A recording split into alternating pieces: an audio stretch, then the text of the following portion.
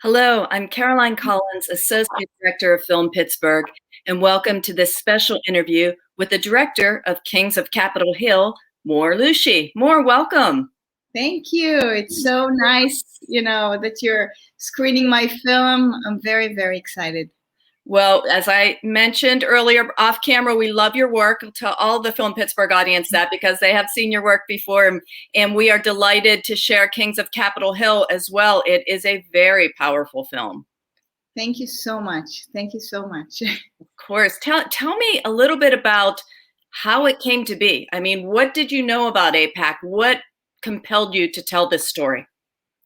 So, I think that here in Israel, AIPAC is just like a symbol of, we know it as, Netanyahu that is going before elections or, going on stage to get some love. And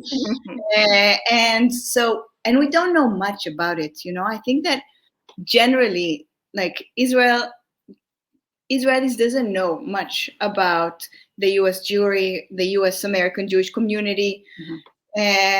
We don't know much, unfortunately. Yeah.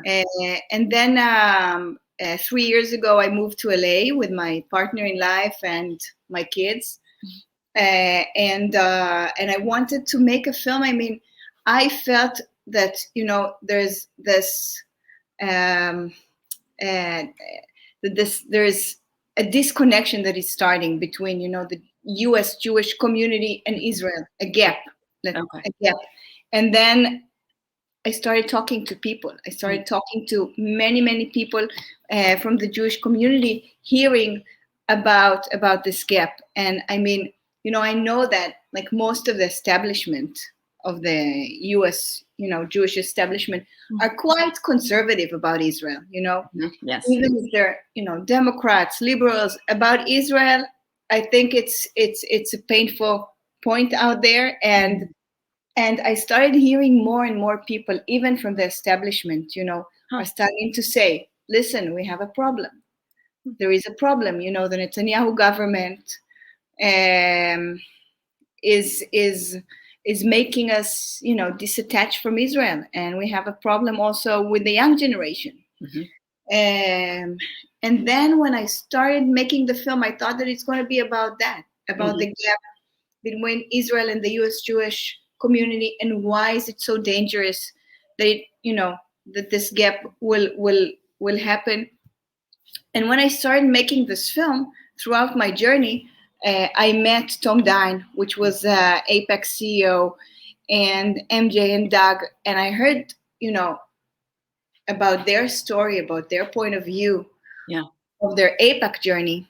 And I instantly knew, I mean, I said, okay, so this might be the direction of the film, because this is, I mean, and also the other people that I interviewed, AIPAC was so central in the conversation regarding US and Israel.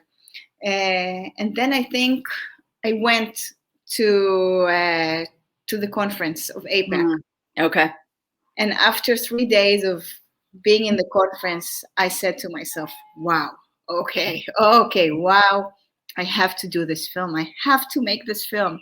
Yeah, I think you made us feel that way as well when just showing the conference, because I think to a lot of people here in the US, we've heard of AIPAC, probably more people in the Jewish community know about it, but I don't know how many people have actually been inside those meetings and see what goes on. And that was a real eye-opener. Yeah, I mean, I was shocked. I think that on the first day I was like, okay. But then after 3 days, I was thinking to myself, is this the same Israel?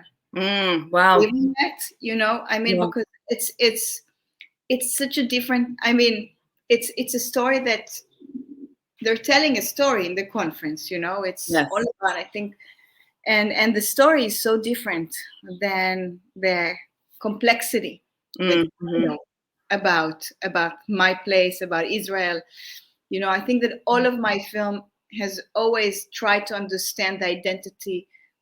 I mean, our place here in Israel, obviously, the occupation and yeah, between Israel and Palestine, always try to understand what is my place, what is the future that I'm leaving for my children. And Yes. I think that in the APAC story, I really saw the story in from a different point of view, but it was such a mirror, you know, the way Interesting. we told the story. It was a mirror about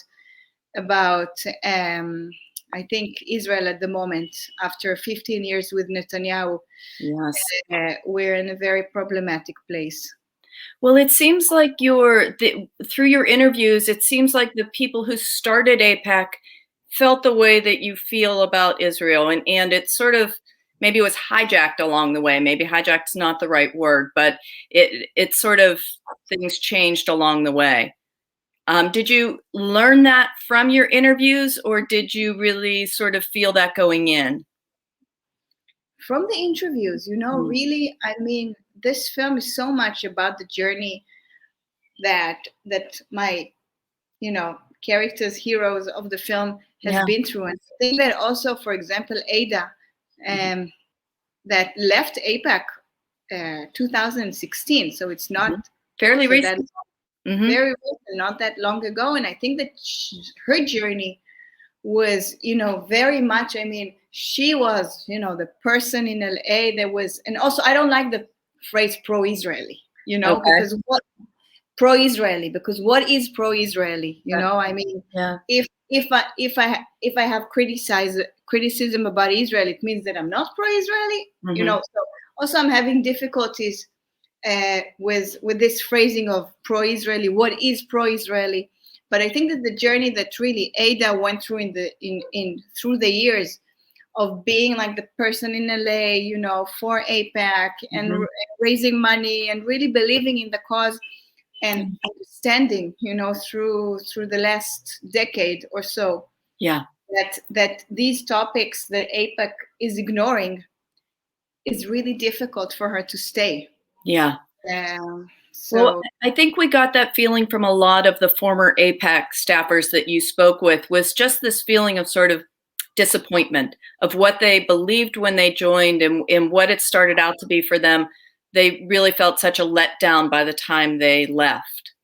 I think it's right. And I think we would like maybe to think that it's only the young generation. But it's not, you know? It's not only the young generation.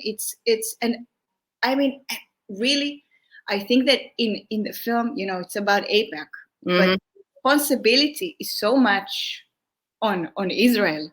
I mean, I don't know how many people know that we just had, you know, the 4th elections in 2 years.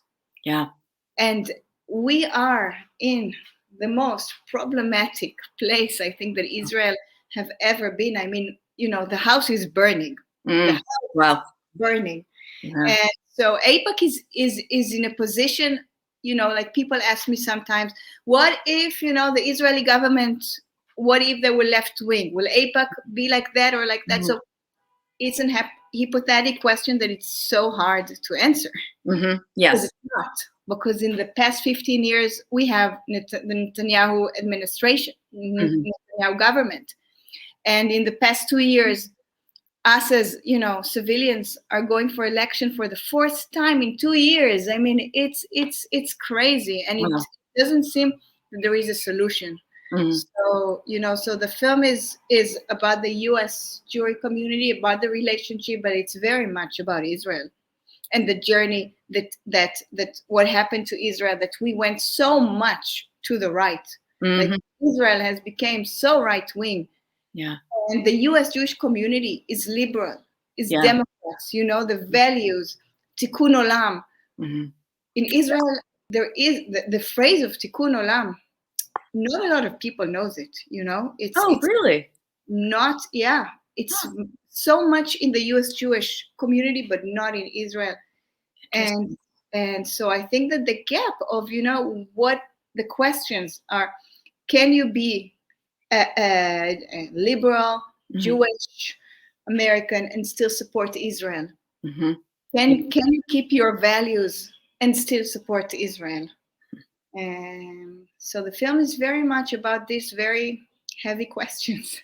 It is. It absolutely is, and it almost felt to me as I was watching it as a thriller. You know, the pacing was almost like a thriller. Was that your intention? We always, I think, yeah, in all of our films, it's a story. You know, Mhm. it's Yeah. not it's not a history channel. It's a Yeah. story with a narrative, and we want people to really feel the journey that MJ went through, that Tom went through, the Doug went through. You know, we want people to feel it. Yeah. So the storytelling, yeah, I mean, Daniel Sivan is my partner in life, and Jim Haggard, they both edited the film. Okay. Yeah, they did a great job. They truly did. They really did. I mean, you really got a sense of a full arc of the story. I felt also that a really powerful moment for me was the young people who were in APAC, and to see their sort of disappointment almost dawn in front of the camera was also really powerful. How did you think to or get to talk with the younger APAC, former APAC people? I was looking for people that that grew up in APAC, Mm, and and I mean it's like Simon Zimmerman is more or less in the same circles as I am. okay. It's Yeah. and so it just happened through my journey, throughout my time in LA. At Jacob, I met him, I think, at this event in LA that I think it was the Forward event. And Okay. I met him and we started talking, and he was like, "Oh, I was at APEC." So it was, Wow. it was all, I was very much inside the Jewish community. When we lived in LA, Yeah. my kids went to Jewish schools. Okay. So I was very much in the Jewish community in New York, in DC. I mean, Yeah. it's connections, and it was really an experience. And I really feel that I learned so much from this film, because I do think that this relationship is so important. I don't think that Israel can survive, and I think that both sides will lose so much, Yeah. you know if this drift will continue. Do you uh, do you think it will continue? What do you think is the future of APAC? it's hard for me to say. I mean, Mm, I can tell you that I was pretty scared yeah. during the making of the film. Yeah. Tell us about that. And even after it came out, I don't know, this feeling of, I don't know, something very heavy, Yeah. of of on the one hand, the U.S. Jewish community are so liberals, but then on the other hand, the establishment, and it's like a taboo. It's the Mm, discourse. I mean, it's yeah. part. That's what the film is talking about. The Yeah. discourse, and I think that this is the most, like, impact of APEC. It's the discourse. You can't criticize. Interesting. You Yes. can't say the wrong word, or you'll be called anti-Semite, Yes. a self-hating Jew. Yeah. Uh, and I was scared that, like, how would people will receive the film? Will I hmm get threats? I had Yeah. a lot of thoughts in my Yeah, head. I'm sure. And, And have you gotten threats? Has there been any pushback from APAC at no, all? I No. mean, when the film came out, of course, that we asked Howard, and hmm we approached APAC PR, hmm um, if they're willing to participate in the film and to give us an interview, and we got a claim. They didn't agree, Oh but wow. I can A tell written you that, statement. the film came out in Israel. It hmm didn't came out like in a US broadcast or something. It Okay. was, it was a very small journey, and still I think that this is the film that I got the most messages from people, not Interesting. Facebook, but from people. Yeah. To my Facebook Messenger, people looked up my name and wrote me messages, like tons and tons of messages. Wow. I think, yeah, it's the film. I feel, even the Oslo Diaries was on HBO, but this film, I got so many messages of, I don't know, like, it drifts from people, from the young, young US Jewish like progressives that love the film, you know, and they're all like, this is the voice that we have been waiting for, and like supporting messages. And of course, also messages like "you're worse than Goebbels," which was, you know, Wow. like the Nazi propaganda minister. Wow. And you know, and so I felt that, you know, it was a very emotional film for a lot of people. Yes. Yeah. Was the feedback overwhelmingly positive, negative, or was it really pretty evenly split, do you think? I mean, the articles that we got in the US from the Jewish outlets Mhm. were extremely positive, Good. Yeah. extremely positive, and even, you know, Times of Israel and extremely positive reviews. I was so happy, I'm so sure, and relieved. happy about Yeah. it. So Yeah. yeah, I think that overall, the people that actually saw the film, the Mhm. reaction are so positive, and really like every Q&A that I'm doing, if it's live, and it's always so emotional, you know. Sure. Yeah. And so it's great, Yeah. um but yeah, this film had a little bit of a different journey than all Yeah. of the other films. Well, it felt to me very hopeful at the end also. So I think that that maybe is, I don't know, a message for the future of relationship between the US and Israel. I am hopeful as well. So I don't know if I was meant to take that away from it, but I did.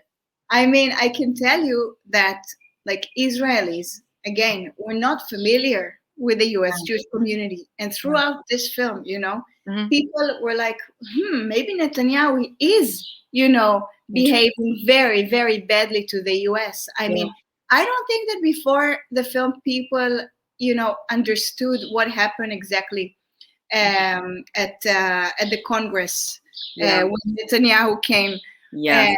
uh, to have a speech at the Congress. I don't think that, you know, Israelis really understood the depth of how much it's a traumatic event in Mhm. the U.S. Jewish community in the U.S. Of how much, Yeah. you know, it was a painful event that really tore apart our relationship in a way that people here really didn't understand until they saw the film. So I Yeah. really felt that the reaction also in Israel were very much of, okay, we understand so much more Oh, great. Yeah. about our communities, and about, you know, the relationship. Hmm. And yeah, and people were, you know, I think that what Israelis are scared the most is, oh, don't take the, you know, the funding. Well, you said it in the film. It's all about the money. I mean, that was the the gentleman who said when you asked about the funding, and he said, "Well, what does funding mean to you as a filmmaker?" It was really so. It sort of laid it bare. Money's behind everything. So, you know, and it is important, you know, I think Mhm. that It it is is important, just not just for the money, but, you know, for Israel to be support. an ally for the US. It's Mhm. important. Yes, and, absolutely. and we're ruining it. We're Yeah, ruining it at the moment, and it's like, you know, it's a red flag, with maybe a hopeful ending. I don't know. I I mean, don't who know. knows? No. I mean, I'm so depressed at the moment from the political uh, uh, situation in Israel, really. I mean, we came back from LA and we're in Israel for the past year, and my kids are here. yeah, This is my home. This is my place. This is where I want to, you know, my children to grow up.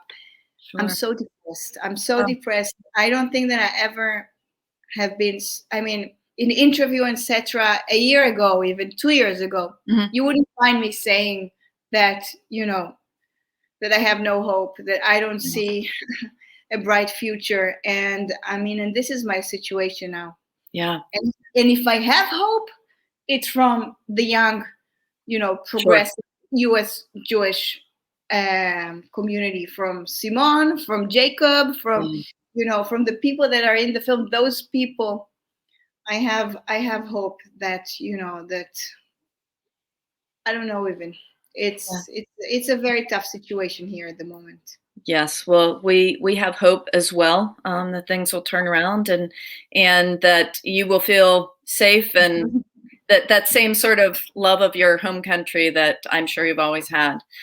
We here in America have gone through um, a time of little hope, and I think a lot of us are feeling hopeful again. So, as everyone knows, the political winds do change. So. And yeah, when Biden was, was chosen, I cried. I'm like, So did oh, I. will I ever see a day? Yeah. Yes. Exactly. It almost seemed like it wasn't possible. Will I ever see this day? Yeah. So, and I hope that Biden will start a new era with Israel, a bit pushing us more against occupation, and not just shying it away. And I do think that the discourse about Israel is changing. I don't know how many years we can still we can still maintain this discourse of no criticism on the occupation. Yes, I do hope that voices like AOC, etc. I mean, that it will make a change. Of Bernie Sanders, I really hope that his legacy, even though he was not elected and etc. But his legacy is so important as the discourse, about Israel. I mean, he's Jewish, and he has criticism, and it's okay. And it's okay. Yeah. Well, I think maybe that's the message ultimately of the film, is that criticism is not necessarily bad, and dialogue is what's really important. Exactly, because I do think that Israel is such an amazing place, really. I mean, I love my home so much. And I feel that my house is burning, and so I want to fight over it. I want to fight for justice. Yes.